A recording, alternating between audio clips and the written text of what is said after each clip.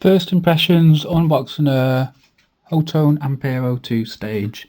So, Thomann, the music store, had a cyber deal offer where it came with the expression pedal. I actually like the look of the other one, that's the inbuilt expression pedal, but it doesn't have any knobs. And I really wanted knobs because this thing was pissing me off. This thing that I've just had to order better switches for as well. I didn't like, it's got this really stiff encoder with a click down switch, and then everything else is on the touchscreen, and it just really do my head in. I wanted something with switches. So first impressions, a bit pissed off. I like to keep the boxes for everything so that when I sell it, it's still in its box, and this is how it's come. What if this was a gift for somebody? It's just not on, is it? I know it sounds like I'm being pedantic over nothing, but this isn't. I wasn't buying B stock.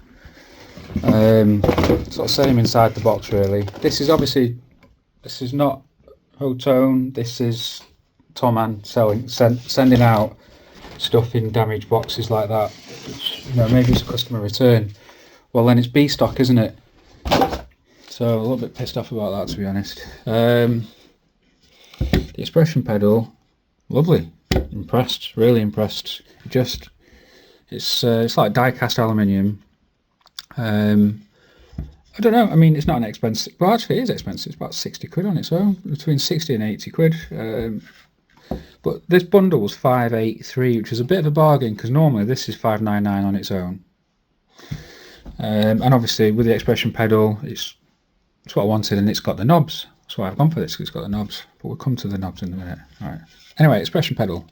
I've only held it in my hand. I like how it feels. The switch takes a bit of force, and it's just nice with these rubber sort of dampers or whatever you might call it, that you have to just try and get that to focus, squeeze through to do the switch. So that action that feels good to me. It feels like a really nicely engineered piece of kit. I also like that they sent spare parts with it. I don't know if that was on purpose, but the sticky back sandpaper, there's a replacement piece in the box. I mean, that's pretty cool. I like that. Onto the unit itself. Straight away a problem. I'll live with it. I'll find a workaround. But I wanted knobs, right? They're freaking, instead of knurled knobs. Sorry about the noise, by the way. The guinea pigs are in here chewing all the boxes that I've just dumped on the floor. So I don't know where they are. There's boxes everywhere anyway. Oh, guinea pig chewing a checkbook. They love it.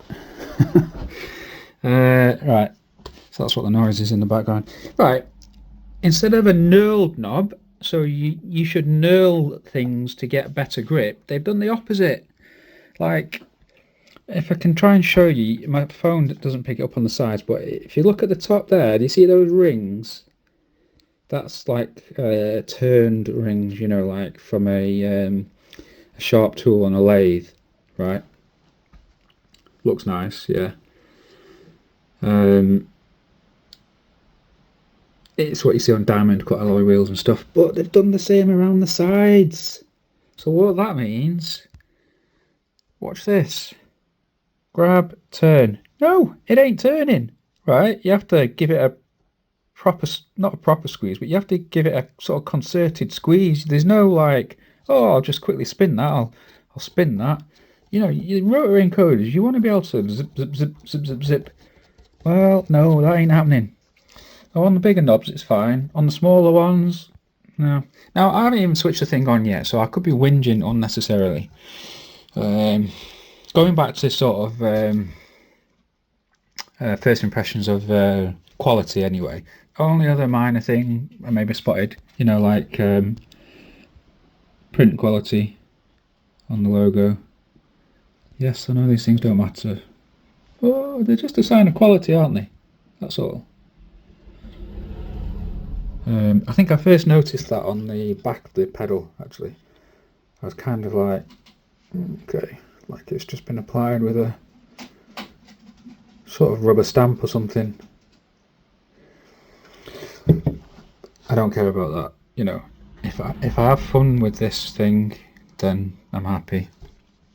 Switches feel much better than those on the Airbrush MX5, which are awful, by the way. Now, the switch on this loop core is fab.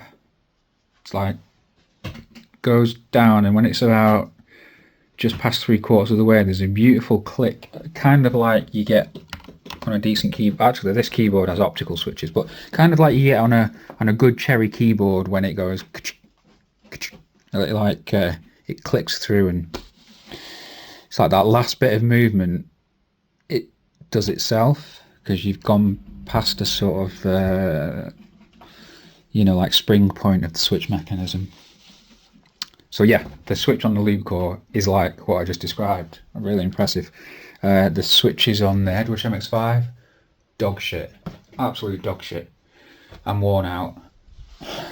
So on this, they feel nice to me. How well they're actuating, I don't know, but you see, like, look, it's switched and then there's still room to go.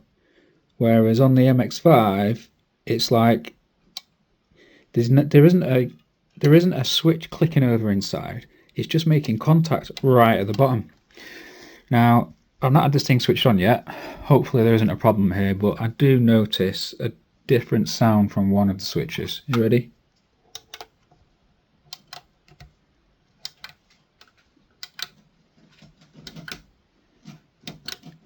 Okay, no I don't. I thought I did before. Maybe it was just the way I had the thing resting. This one seemed to make a different noise before.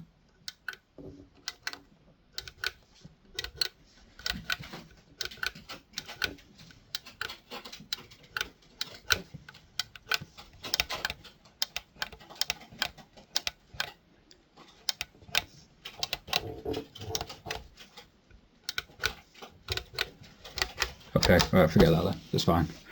But yeah, that's initial impressions. I'm going to tinker with it in a bit. Only arrived about 10 minutes ago.